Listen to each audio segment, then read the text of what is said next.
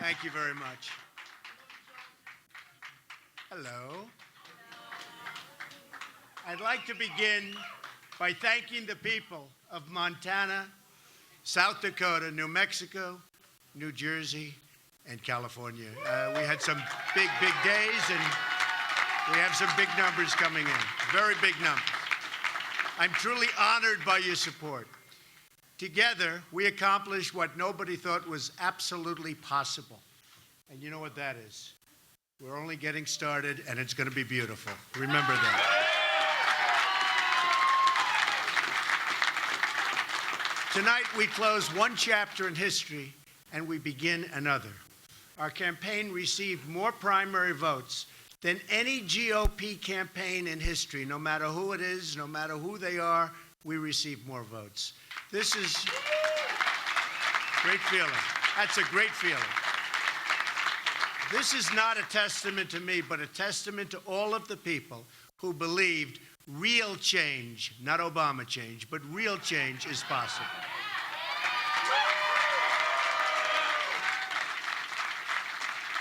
You've given me the honor to lead the Republican Party to victory this fall.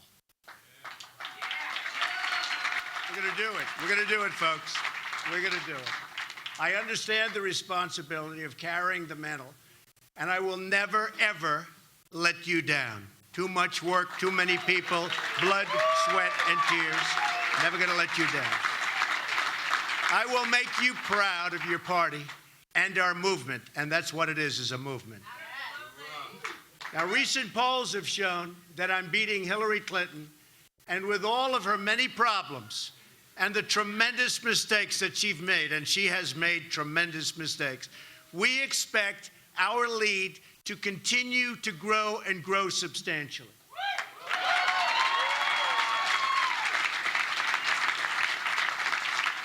To everyone who voted for me throughout this campaign, I want to thank you. I want to thank you very, very much.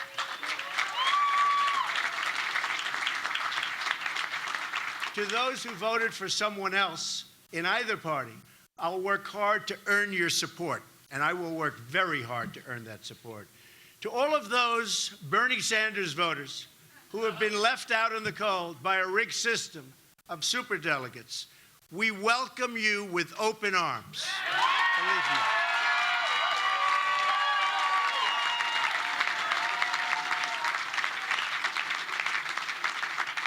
And by the way, the terrible trade deals that Bernie was so vehemently against, and he's right on that, will be taken care of far better than anyone ever thought possible. And that's what I do. We are going to have fantastic trade deals. We're going to start making money and bringing in jobs.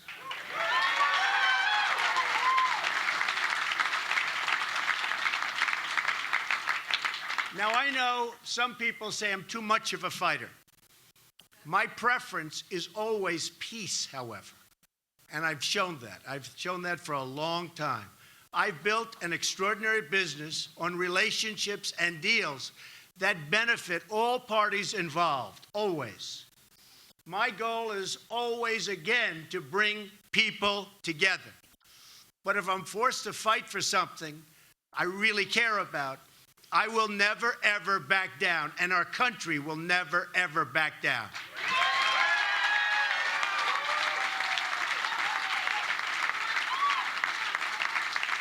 Thank you. I fought for my family. I fought for my business. I fought for my employees. And now I'm going to fight for you, the American people, like nobody has ever fought before. And I'm not a politician fighting, I'm me. You're going to see some real good things happen. Just remember this. I'm going to be your champion. I'm going to be America's champion. Because you see, this election isn't about Republican or Democrat. It's about who runs this country, the special interests or the people, and I mean the American people.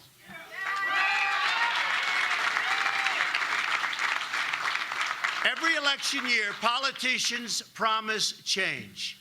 Obama promised change, and it didn't work out too well. And every year, they fail to deliver. Why would politicians want to change a system that's totally rigged in order to keep them in power? That's what they're doing, folks. Why would politicians want to change a system that's made them and their friends very, very wealthy?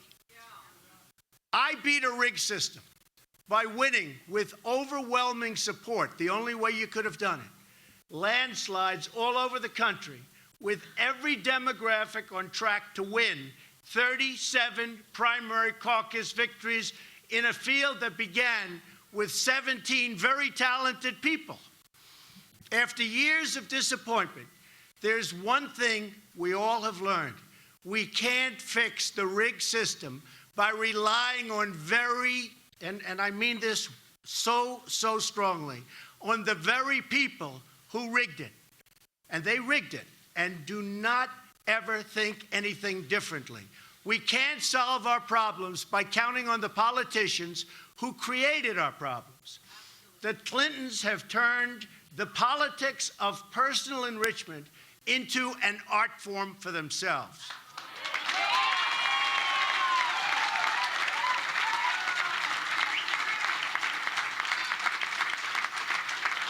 They've made hundreds of millions of dollars selling access, selling favors, selling government contracts, and I mean hundreds of millions of dollars.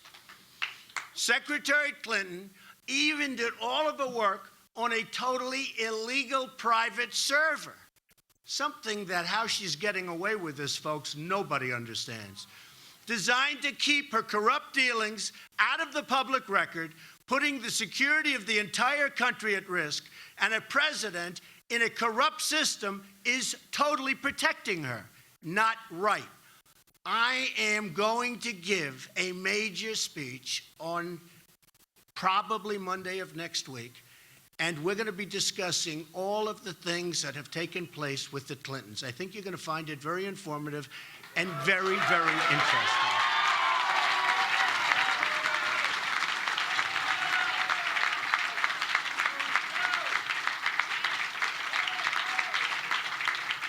I wonder if the press will want to attend. Who knows? Hillary Clinton turned the State Department into a private hedge fund. The Russians, the Saudis, the Chinese all gave money to Bill and Hillary and got favorable treatment in return. It's a sad day in America when foreign governments with deep pockets have more influence in our own country than our great citizens. I didn't need to do this. It's not easy, believe me. I didn't need to do it. But I felt I had to give back to our wonderful country, which has been so good to me and to my family.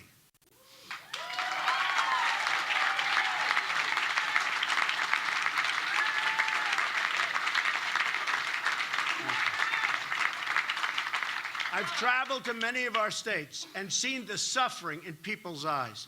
I visited communities in New York, New Jersey, Pennsylvania, Connecticut, Indiana, and Ohio, whose manufacturing yards, these jobs have virtually disappeared. An embarrassment to our country, and it's horrible. I've embraced the victims of illegal immigration, moms and dads who have had to bury their own children because of people that shouldn't have been in the country. Remember it, folks, remember it.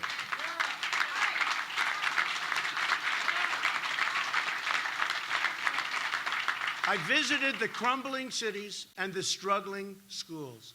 I've seen our dilapidated airports, highways, bridges, and I've compared them to other countries where we see facilities so far superior to ours, it's really not to be believed. Hard to imagine what's happened to our country. America is getting taken apart piece by piece, auctioned off, and just rapidly auctioned off to the highest bidder. We're broke. We're broke. We owe $19 trillion, going quickly to $21 trillion. Our infrastructure is a disaster. Our schools are failing. Crime is rising.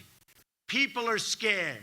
The last thing we need is Hillary Clinton in the White House or an extension of the Obama disaster.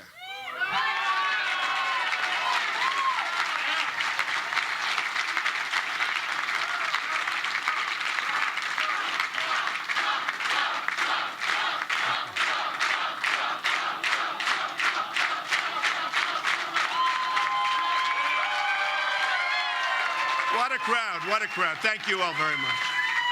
We love our country. We love our country. But we can turn this all around. We're going to do it by putting America first. That commitment is the foundation for change that's been missing, and it's been missing for a long time.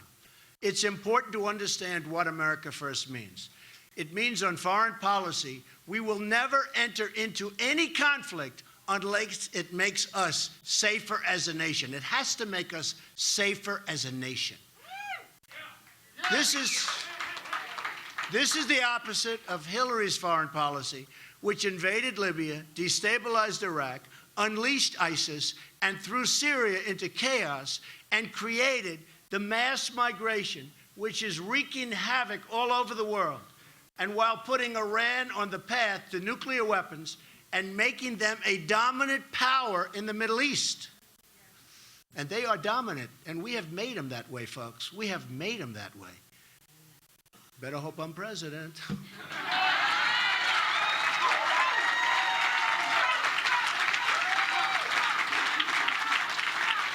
On trade, America First means the American worker will have his or her job protected from unfair foreign competition. What's happening there is absolutely a disgrace. No PPP. You're right about that. So, and you mean no PP. We are going, and remember this, we are only going to have great trade deals, okay?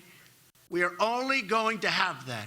We're not going to approve, as somebody just said, the Trans-Pacific Partnership, which is a disaster for our country.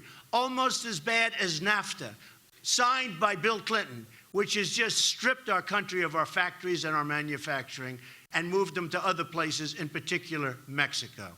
If it's not a great deal for our country, we will not sign it. It's got to be great for our country, for our community, for everybody in here, because believe me, we are all suffering, and we're suffering big league, and it's getting worse.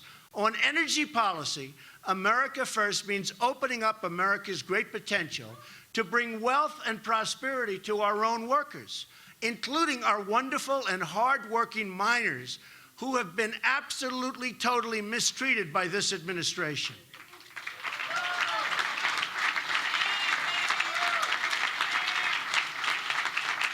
On economic policy, America First means having tax and regulatory policies that keep jobs and wealth in the United States, substantially lowering taxes for middle-class Americans and businesses. Likewise, regulation, which is strangling our economy, which would be brought down from its present insane level, we will make it very, very good for our companies, for our small businesses, and for people that want to survive and do well in our country.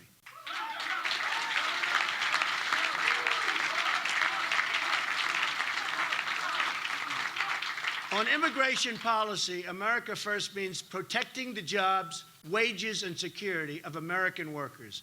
Whether first or 10th generation, no matter who you are, we're going to protect your job.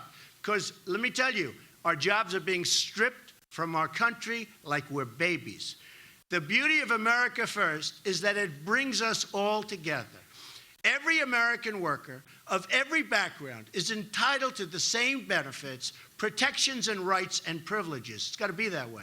Now, the people in charge say things can't change. I'm here today to tell you that we have to change. We have no choice. We have to change.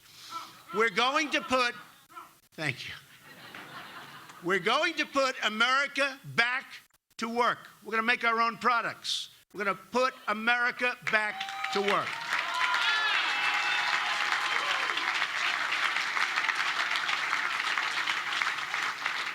We're going to rebuild our inner cities, which are absolutely a shame and so sad. We're going to take care of our African American people that have been mistreated for so long.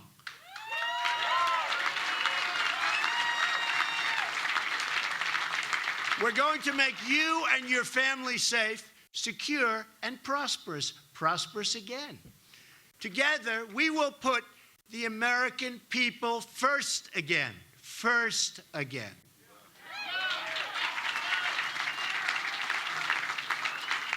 We will make our communities wealthy. We will make our cities safe again. We will make our country strong again. Ladies and gentlemen, we will make America great again. Remember, thank you.